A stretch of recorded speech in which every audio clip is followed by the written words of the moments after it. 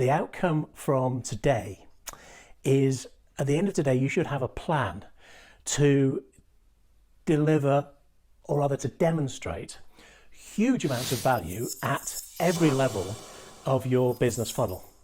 Now, I'll explain what I mean by business funnel in a few minutes, because my definition might be slightly different to the one you're used to in working with recruitment firms.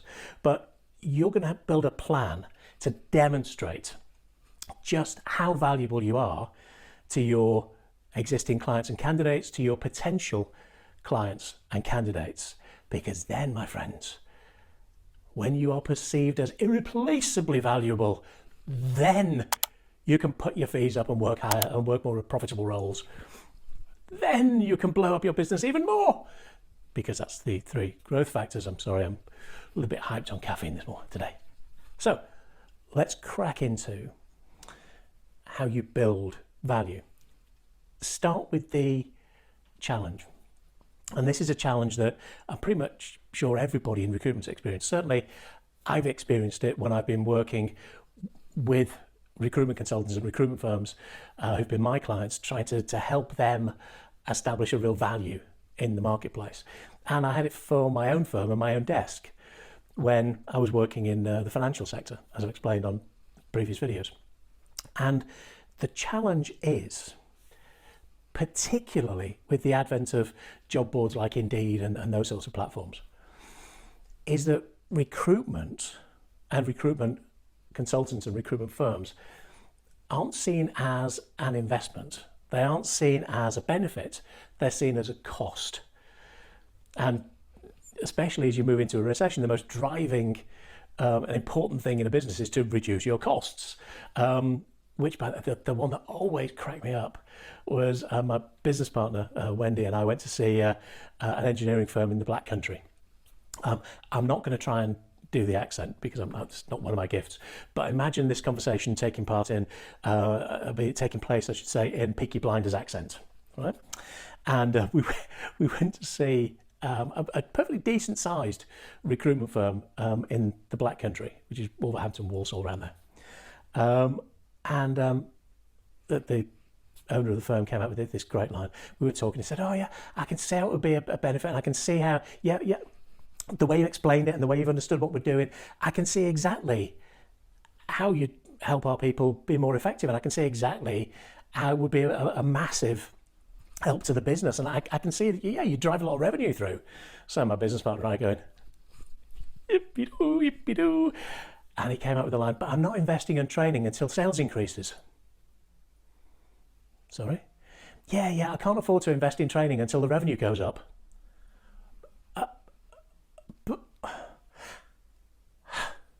By the way, if you have an answer to that other than, "What the hell are you talking about?" please feel free to post it in the Facebook group, because it had us stumped. Looking back on it, there's probably a couple of things that might have addressed it, but actually I think we were just better making our excuses and leaving, because anyway, moving on from one of the more traumatic experiences of my career, recruitment, is it a benefit or is it a cost? Well, frankly, it can be both, depending on how you do it and how the client perceives it. And that's the most important thing. How is it perceived? Because the simple reality is that facts are not always facts. You think about any political environment you've seen in the last 10 years, facts are negotiable. It just depends on how you see them, what lens you view them through. So let me give you an example. Back to when I was recruiting in the financial sector, I was recruiting account managers, salespeople who called the role was an account executive. If I went in and said, right, account executives, we're going to charge you 20% of their basic salary and we're going to recruit really good ones for you. Yeah, but 20%, that seems really expensive. I can get it from people down the road for 15. Right. Tell me you've never been there. Tell me you've not had that experience ever, because pretty much everyone in recruitment has. So let me put it in a different way. Okay. I appreciate 20%, we're only, after all, recruiting people. So, it's not like we're doing a difficult job, he says. Let's think about it for a second. Year one, if you've got a really good accounts executive in, what income would they bring in year one? Well, a really good one would do, I don't know, about 80,000, I suppose. Okay, terrific. And that's against a base salary of what? Well, the average is about 40. Okay, so year one, they bring in 80,000 against a salary of 40. Well, yeah, okay. Now, I could do a silly money close on that. The silly money being, okay, so the difference between 40 and 80 is £40,000. I'm going to charge you £8,000 because that's 20% of 40. So if I find you really good people, I'm going to charge you 8,000, but you're going to make 40,000. Doesn't seem that hard, does it? But no, we can do better than that. Rather than just saying, well, what's their salary, what's their income? Try this one. Okay, so if you recruit somebody and they're, average, or just kind of okay, what would you expect them to bring in year one? Well, they might wash their face, maybe they might do 40. Brilliant. Or let's say that's if they're being honest. If they're being really honest, they'll say, well, if they're only average, they might do 30,000, and then I would present the value of recruitment as being the difference between 30,000 and 80,000. Yeah, but let's say they're not quite being entirely accurate with the facts, and they said, well, I suppose a good one, an average one might bring in, I don't know, 50,000. Okay, now that's being really optimistic, by the way, but I'm still able to show the value as being the difference between the 50,000 that an average consultant will bring in and the 80,000 that a really good one will bring in. And that 30,000 difference is what you're paying me £8,000 for, as opposed to paying somebody else 6,000 quid. Here's the kicker. If they hire with somebody else, they'll be paying 15% of 40,000, which is 6,000. If they hire through me at 20%, they're paying 8,000. So they're not paying me 8,000 compared to nothing. They're paying me 8,000 compared to 6,000. I'm sure you can see where I'm going with this. The value I'm adding is, okay, an average account exec will bring in 50,000. A good one will bring in 80,000. So the difference between those two is £30,000. Would you agree? Yes. Okay. The difference between my fees and somebody else's fees is 2,000. So tell me where else you're going to invest £2,000 and get an extra £30,000 back in 12 months. That's what you're paying me more for. And if, by the way, my candidates aren't worth that extra £2,000, don't hire them. Simple as that. Now, my fees look like good value for money, and I should probably put them up on subsequent placements. But also, I've just reframed recruitment as being a revenue driver. I've reframed recruitment, when it's done by me, as a profit driver. If recruitment is a cost, you'll always be splashing around in the shallow end of the gene pool. If recruitment is an investment or a profit driver, you are valuable, my friend. Now, I was fortunate in that example, which is why I picked it, in that if you're recruiting somebody who brings in profit, who brings in revenue, brings in sales, it's a much easier job to do, to prove their value. But whatever role you're in, whatever role you're working with, I should say, there's always some way of assessing the value between recruiting a good person or recruiting an average one, or alternatively between recruiting quickly and recruiting slowly, or even put the two together. Recruiting somebody average over a long period of time, what's that cost you? What's the opportunity cost? What have you potentially lost by doing it that way? Okay, well, what if we hire you much better people much faster? What does that What does that save you? What does that bring in? The trick is to frame recruitment as adding value, not as being a cost. Whenever you're making recruitment a cost, you will always get screwed on price. I hate absolutes.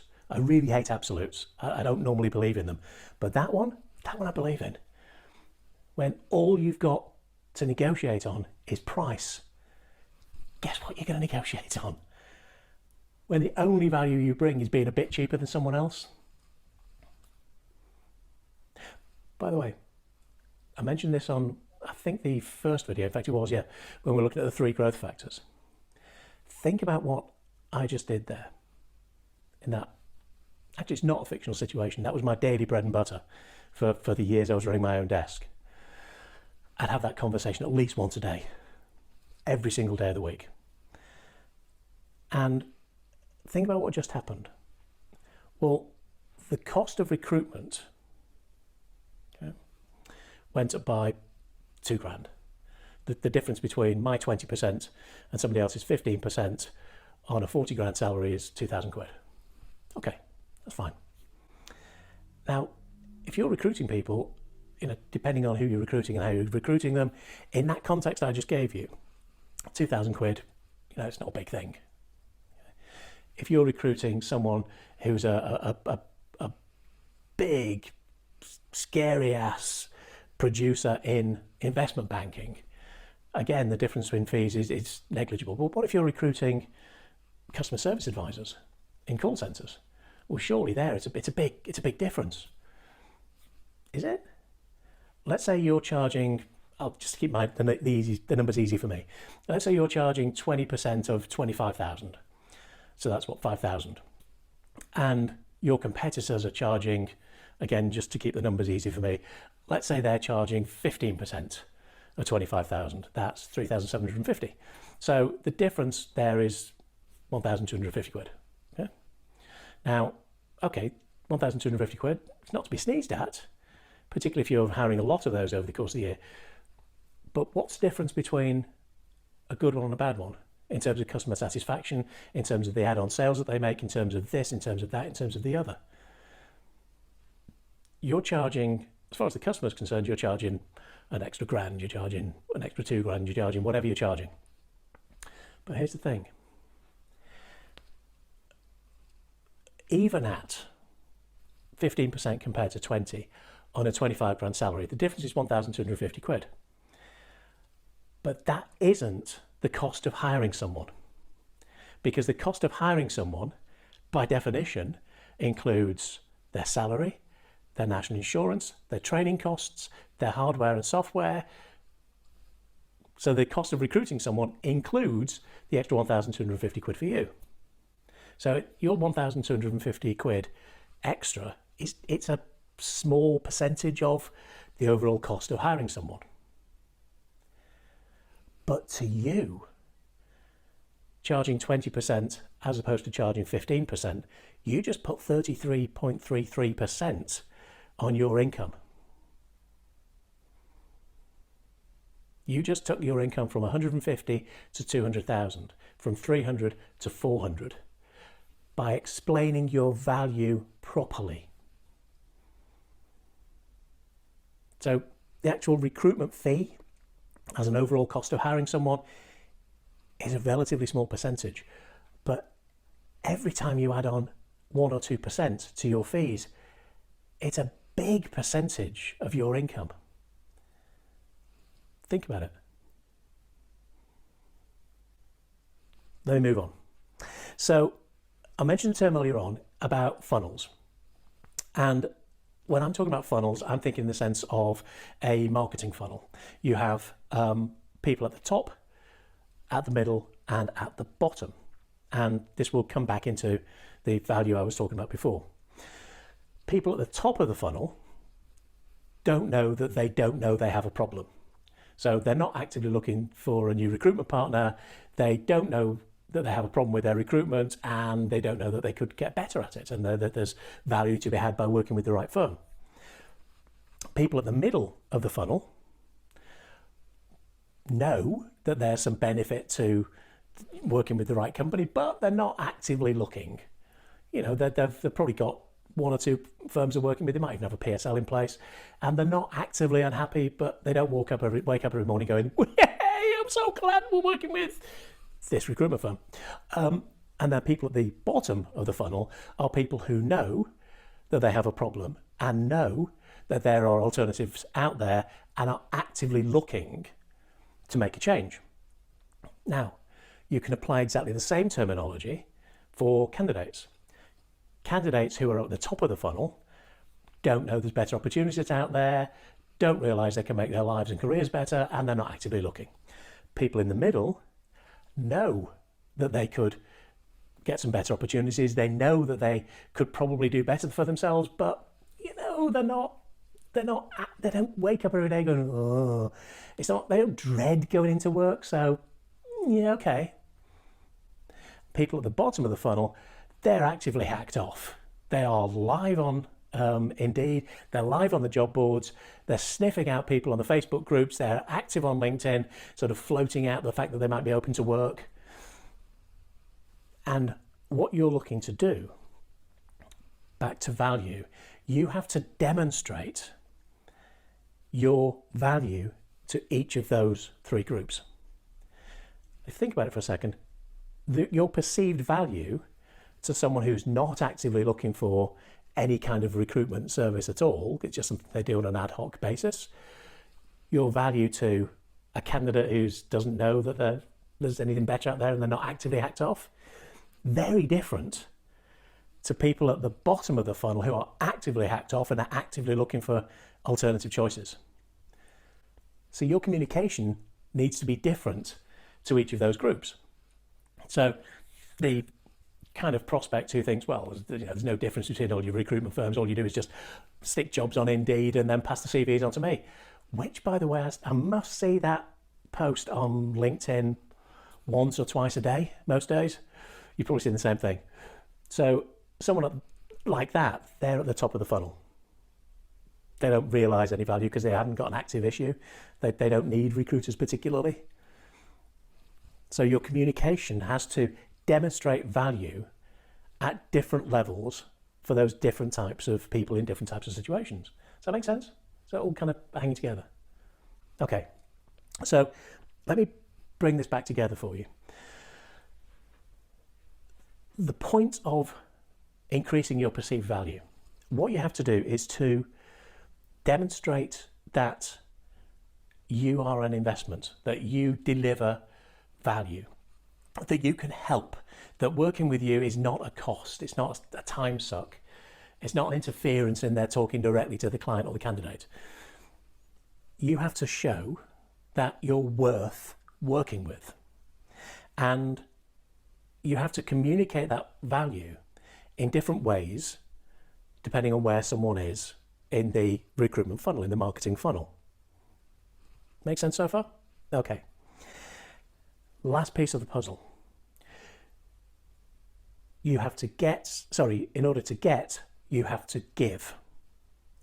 In order for people to see that you have value, you have to give them value.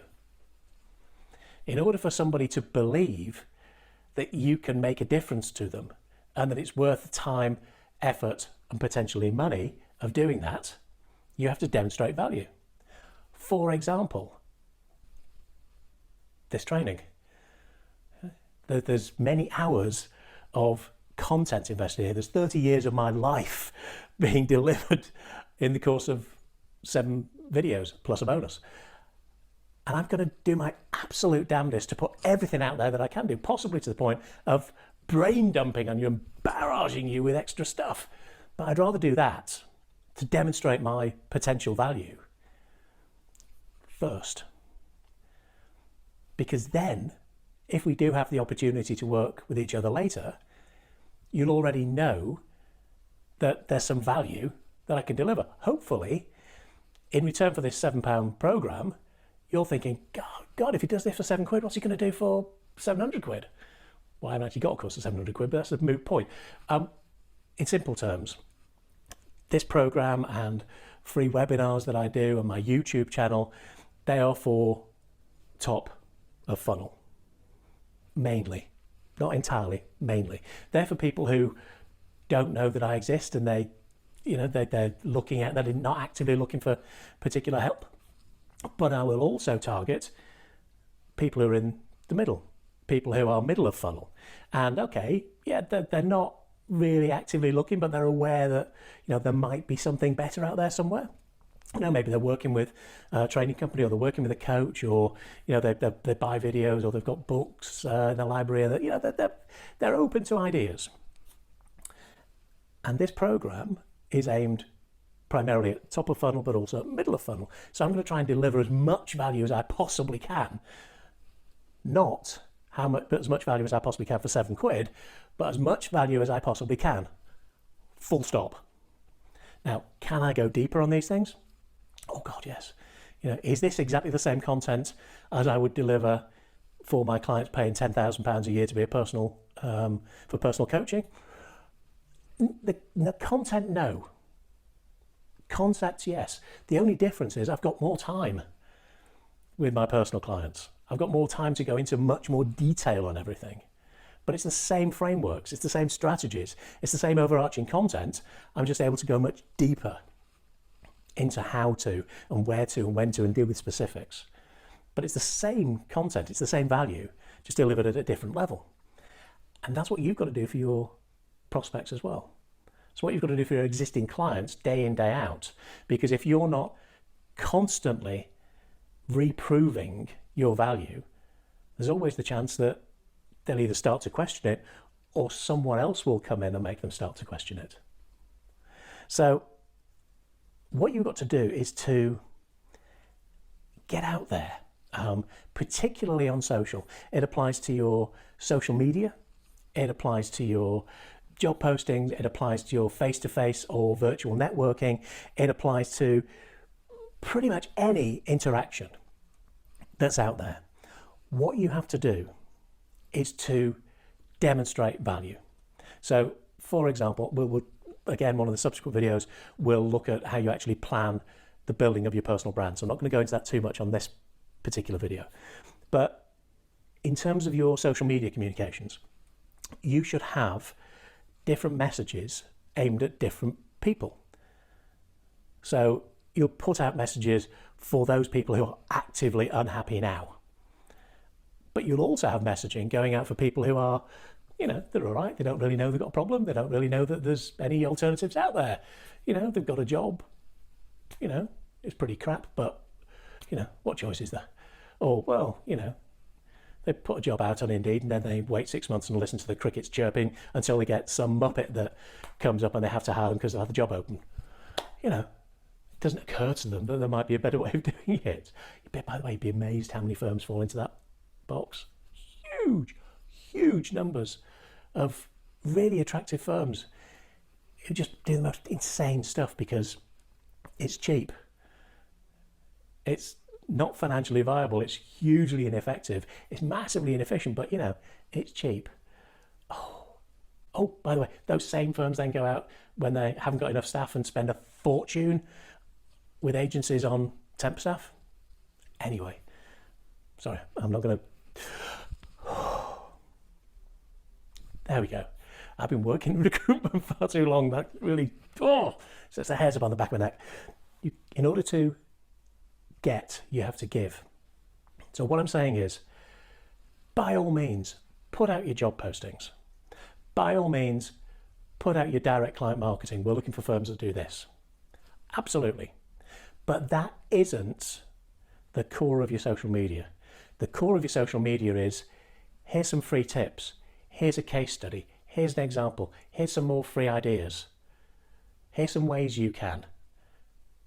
That is how you start to demonstrate your worth at the earliest possible stage. You can start to prove your value to people before they even think about the possibility of beginning to consider looking at recruitment. That's when you get people. If you're in this as a long-term exercise, if you're in this, as Simon Sinek says, in the infinite game, by which I mean you know that there is actually no end point. If you're going to build your desk or build your career or build your firm, it doesn't end at the end of this quarter. It doesn't end at the end of next year. It's a continuous process. So you can start marketing now and building your personal value now to people who won't become customers for 3 years. And along the way, you'll also demonstrate your value to people who can become customers tomorrow morning. Does that make sense? That will fit together? Okay, so let's reduce the messaging down to the simplest format. And this is the heart of today's particular training message. This is down at the bottom of the page for you, but I also want you to use this as today's action plan. If you summarize what you do, what your job is, what your role is, what your purpose is as a recruitment consultant, as a recruiter, you've got one sentence. How do you do it? What do you do? If you have a hesitation before you answer that, this next bit's for you. And by the way, 99.9% of the people I talk to either hesitate or just go white with shock and horror when I ask that question. Yeah? Let me give you mine. I help recruitment consultants grow their desk revenue dramatically without having to work insane hours or do hundreds and thousands of cold calls, so that they can have the life and career and income that they dream about. I help X do Y without Z, so that they can 1, 2, 3. Feel free to scribble that down. I help X do Y without Z, so that they can 1, 2, 3. That's it. That is your message. Now for me, it's relatively easy because I have a single customer, which is you. You are my target customer. If the marketing works anyway, if you're working in engineering, we're probably watching this like the wrong course. But for me, it's relatively simple. For you, you've got two sales. You've got your candidates and you've got your clients. So you'll probably need two distinctly different pitches. You probably need a pitch for a client and a pitch for the candidate. So be it. But what is the XYZ that delivers 1, 2, 3? When you can nail that message, that key core marketing message, when you have that nailed and nailed and nailed, your messaging becomes obvious, simple, piece of cake. Your personal branding, piece of cake. Your sales pitches, easy. Your negotiations, much more straightforward.